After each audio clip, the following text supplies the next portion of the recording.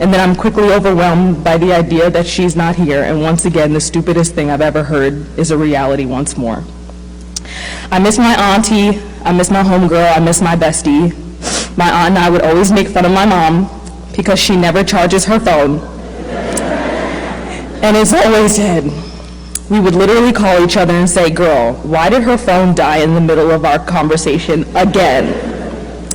When I was stuck on the ship in the middle of the ocean and I was about to get off the phone with my mom, I don't know if she even realized this, but before she hung up, she said, I love you. Call me if you need me. My ringer is up. My phone is near me, and it's charged. Look, Auntie, we did it. Mom's phone is charged.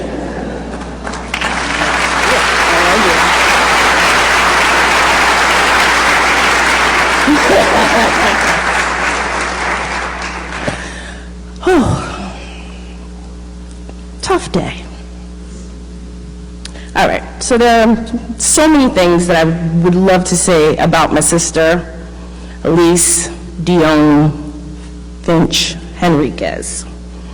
Some things she might have told you, you might have read, on CBS, or communicating with her on social media. Elise was lines and lyrics, laughter and love, and mugs and purses. That was Elise.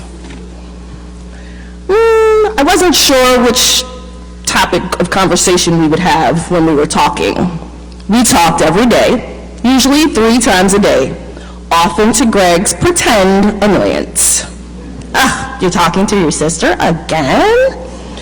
A few years ago, when we switched from weekends to days, we had to figure out a new schedule. That wasn't bad, especially when I had a break at school, but it became more challenging when my lunch period changed, I'm a teacher, and a 9 o'clock show was added. We would laugh at the speed we could share a funny, count down the days till Christmas, or confirm kids pickup.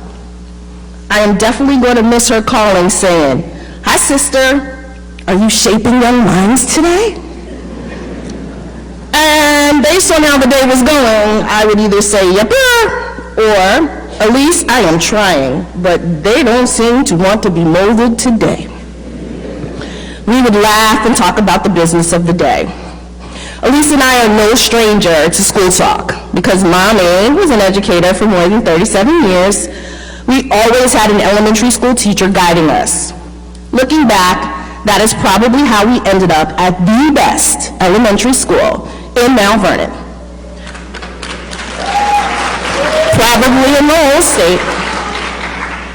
But we graduated from Grimes Center for Creative Education. The course subjects were taught, of course, but were interconnected with art, music, dance, and chorus program, and that was right up our alley.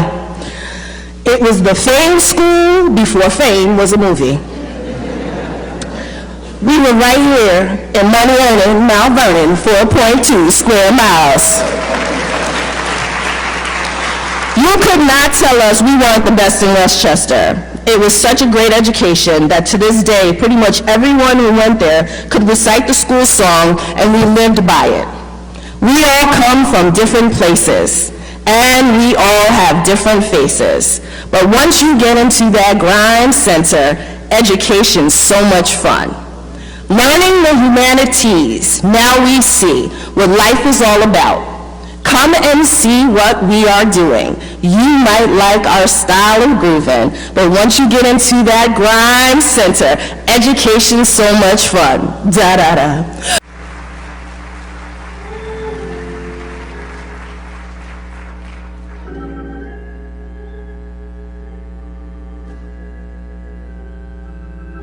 Hello, everybody. When I met Elise way back when she came to CBS-2, for my part, it was an instant friendship. And one of the first things that we did was bond over Mount Vernon, because my dad went to A.B. Davis High School, as did Mr. Finch. Her daddy did too. And I think I'm right, that she went to that same building, A.B. Davis Middle School, and then we had that. You know what we also had was Janet Jackson. You know, we should do some kind of drinking game every time that name comes up. Me being a big fan and her being the super fan that you've heard about. And the thing about it was I'd see one concert in a tour and she would see 5 by going around the country to do so. And she would be so excited to come back to me and compare and contrast the notes and say, here was the set list here, but here's how it changed. Here's what she wore and here's what she said. And we were nerding out over it. We really were. She'd talk a mile a minute because when Elise loved something, no matter what it was, journalism or family, everything, she'd talk a mile a minute. And you just saw that brain racing and such happiness that she also put into dancing and singing. And she literally could do anything. Anything. Like public speaking, being a reporter, being a forecaster, being a friend. And I was in awe. Now, I would burst into her office a lot. And she did not always like that. You know, and you know, who would, right? You know, and so I would get that look. And then I would try to ignore it because, you know, I wanted to ask her right away to turn off that microphone pack that she had around her leg when she was doing her forecasting, because we couldn't let anyone hear what we were going to say. And I'd speak my mind and she'd speak her mind. And, you know, you'd have to be ready for whatever she would tell you, because it would be tough love. It would be exactly what she thought, and she would want to see that you followed through with what she told you to do. And so you sometimes said, I'm not going to ask Elise about this problem because I don't really want to solve it. It was just venting. So Elise was authentic. You know, that person you saw on TV, exactly the same. And as someone who does the same job she does, but much, much more poorly, I don't know how she did it. That was her and that was her all the time. And so it was so clear to me that when she needed to find a partner in life, her one true love, it had to be someone so special. It had to be someone way up here where she was. And as luck would have it, that guy was in the newsroom. And I'm looking at him. See, Greg and I go back even further than Elise and me, or I. And teachers here don't. Yo guys, I welcome you back on here. If you're new, consider subscribing, liking, and also share this video. So we are still mourning, celebrating, and also paying tributes to the legendary presenter that is Elise Finch. In her case, actually her celebration of life service has been held, and of course that legendary meteorologist that is Elsie Finch passed on just a couple of days ago. Her celebration of life, like you've seen on the screen, actually took place at the Macedonia Baptist Church in hometown that is of Mount Venom on Tuesday to celebrate the life and of course pay tributes and also commemorate her huge works and legacy she has left behind. She was, by the way, an Emmy winning with a woman for the CBS affiliate that is WCBS-TV that is in New York, and she passed on in a local hospital that was on June 16th at the age of 51. Such a very lovely young lady, a very talented presenter. Of course, in this exact moment in time, her cause of death has not been made publicly. We saw so many people actually coming in at that celebration of life service at the Macedonia Church. For me, what caught my attention were the two sisters who actually came in and paid tributes, like you've seen at the start of the videos. Two sisters came in, and of course it was really emotional how they came out and paid their tributes to their sister who passed on, that was on 16th. Later on, we saw Carlin and of course the legendary Maurice Dubois, also who do work with the newsroom, that is where she was working from, that is Elsie at the WCBS. Were among those who actually came in and spoke at the Tuesday's event.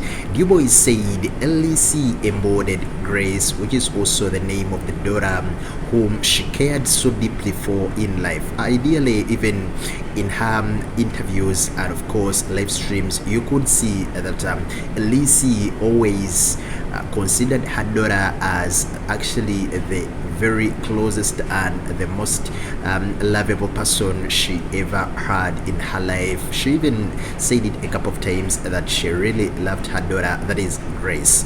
So further still, we saw Maurice Dubois also coming in and said that it was really very sad when he received that news that she had passed on. And of course, the very quality that she embodied, that we saw every single day, was the ability to speak up, the ability to be friendly. He said that this is a lady who was really a lady of people, a lady who was lovable, a lady who was friendly, not only to the staff but also to everyone. Then we saw Carlin also coming out and said she shared the extraordinary talents of Elise with him, and of course that was a lady who was humorous, a lady who considered love, a lady who had charisma, a lady who had wit, and of course a lady who was really jovial. Elise joined the WCBS-TV, that was in 2007, and of course she was always the weekend meteorologist. According to her station biography, she later became part of the weekday morning show, where she featured usually at the 9 a.m. newscast. And of course, even her own station paid tributes, and even the husband, that is Wragge Henriquez, a photojournalist at the WCBS, came out and paid huge tributes to the wife who passed on. So the city of Mount Venom is still mourning the death of Elise, because that lady actually came from that area. And she was later on laid to rest still in that same area, that is in Worcester. She was really a very gifted and consummate professional, according to what fellow staff members said. So losing her was really very heartbreaking. She's survived by her husband, that is Wragge Henriquez, and of course their lovely daughter, who is named Grace. In this exact moment in time, we are sending our deepest condolences to the family, friends, and of course everyone who was close to Elsie Finch. Rest in power, the Queen, Elise.